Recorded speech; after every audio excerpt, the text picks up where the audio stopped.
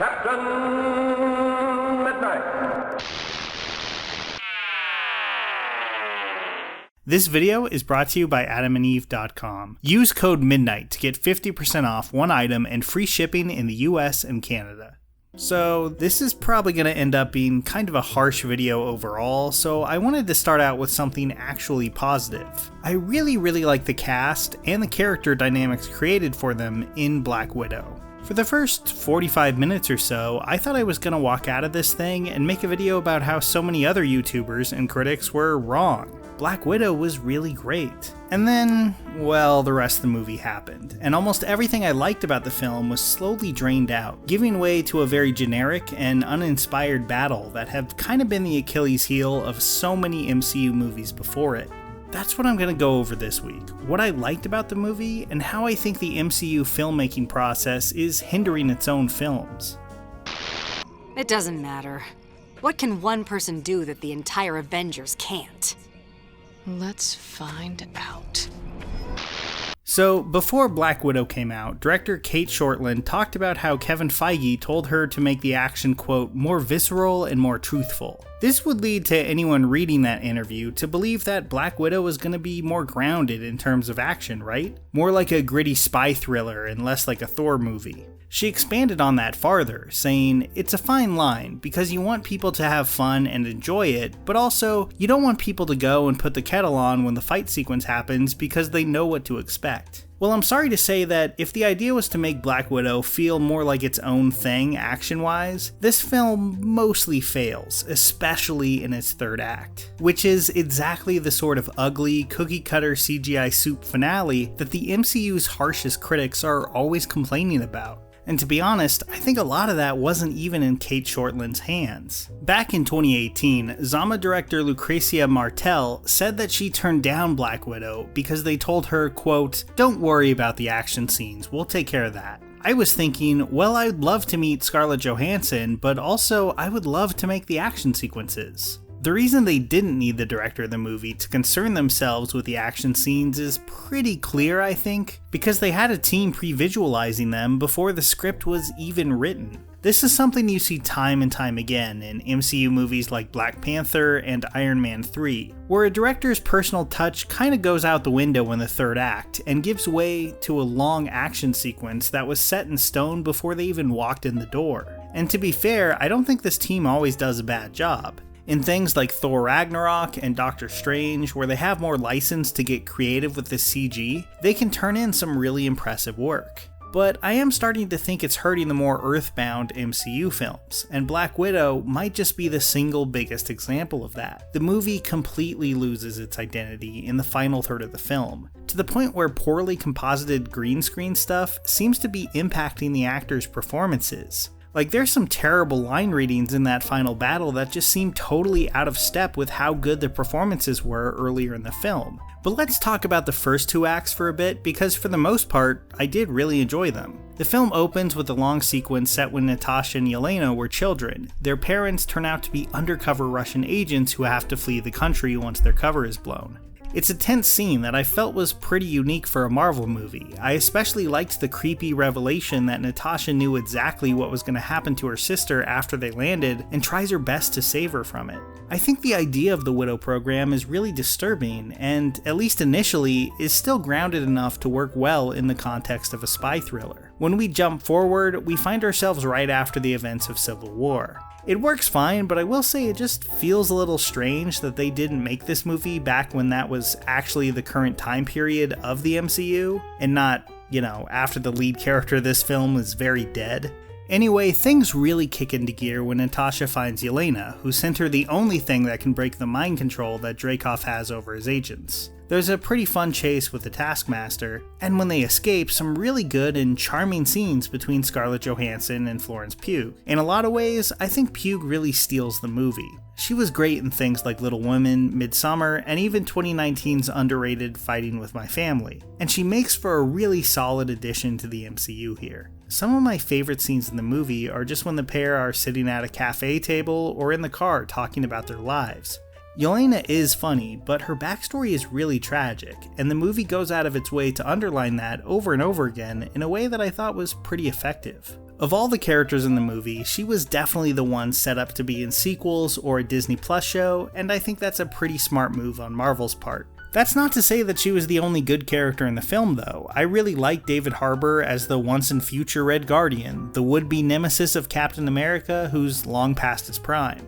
He does get some of the best one-liners in the movie, but I think Harbour's performance is more than that. He really convincingly plays a guy who was, at least in his youth, really focused on becoming a superhero celebrity. He alludes to growing up in a small village, and it seems like after being turned into a super soldier, he figured that this was his entire destiny, to become the Russian Captain America. But that didn't work out, and we find him here trying to cling to that identity when clearly no one cares anymore.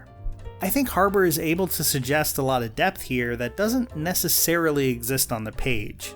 The turning point of the movie, I think, is after they leave the home of Milena, their undercover mom played by Rachel Weisz. Most of the stuff in the cabin I thought was pretty compelling, especially the reveal that Weisz's character was actually responsible for creating the mind control that Yelena and thousands of other young women in the program have basically lost all control of their lives to. And this is where I think things begin to go off the rails for me, because I actually think this is a really interesting dilemma for Yelena. She has seemingly spent her entire life idolizing that small slice of her childhood where she was part of a family. And now here she is, finding out that one of the few people who she thinks ever cared for her, the woman she saw as her mother, is responsible for the very thing that made her life miserable. Being able to control someone's body like that is a premise fit for a horror movie, so it just feels right that Yelena would be disgusted with her. Like, would she be willing to forgive her for something so horrific? I think that's a compelling and emotional story right there, and it's one that the movie completely chooses to sidestep. Like, she's basically forgiven for this and for betraying them in a split second when she decides to help them out, and the movie just never really addresses it again. I think that's a huge missed opportunity. The movie's main villain, played by Ray Winstone, is fine. He's a very hateable creep, but there's just not much of anything more to this character. Like, he doesn't have a particularly interesting relationship with our leads, and basically just serves as an obstacle to be overcome. Whereas the betrayal from the mother character is far more personal, and I think if they had leaned into it more, it would have given us a finale with a lot more weight to it. Not to mention give a great actor like Rachel Weisz a lot more interesting things to play. I also think they really fail the Red Guardian. There's this running gag throughout the whole film that he's obsessed with Captain America. He's clearly lying about having faced him in battle, but desperately wishes that he could have. Then they have him fight someone who mimics the powers of the Avengers, but they barely pay it off or even just have him comment on it. It seems like a weird oversight in a moment that could have been a big deal for this character. A bigger issue though is that there's no real sense of closure to anything they set up with him. He doesn't come to find out why he was sidelined, or really change his perspective on almost anything besides just being a little less self-absorbed by the end. It's not like they butcher the character or anything, but there's just not nearly as much here as I was hoping for, especially for such a promising start. Since I mentioned her, I should also talk about the Taskmaster. Okay, so here's the thing. I'm not upset that they made a huge change to this character. I know a lot of people are, and if you're a huge fan of Tony Masters, I get it. I'm not. I've never really cared much about the character either way, so I was pretty fine with the change. And I actually think there was a promising idea here. Natasha thought she had killed Dreykov's daughter, when really he had Frankenstein monstered her back to life, with the addition of a chip that now controls her every action. Again, I think there's a lot here that could work.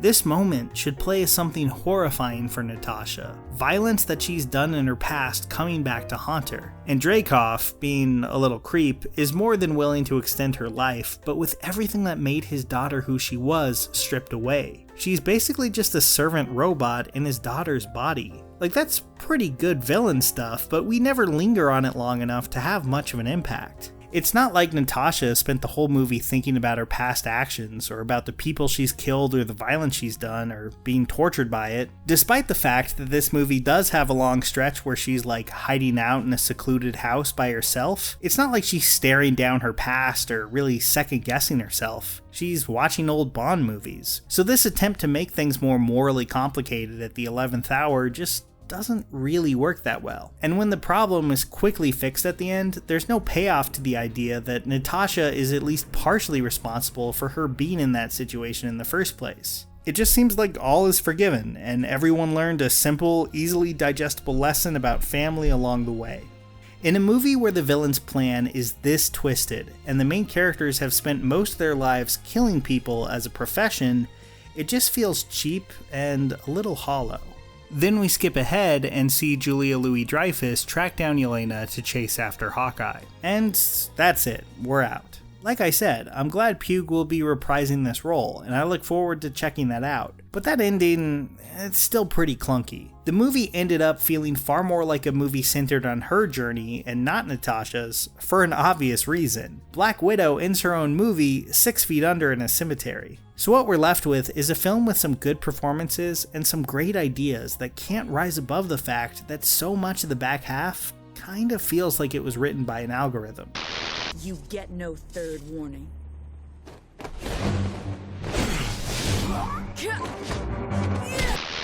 I've liked the MCU for over a decade now, and I'm always excited to see these characters on the big screen. But if Black Widow did anything, it was to convince me that they need to entirely overhaul their approach to third act action scenes, and let the directors do their own thing, to create experiences that feel more unique than the battle in the secret base here ever could.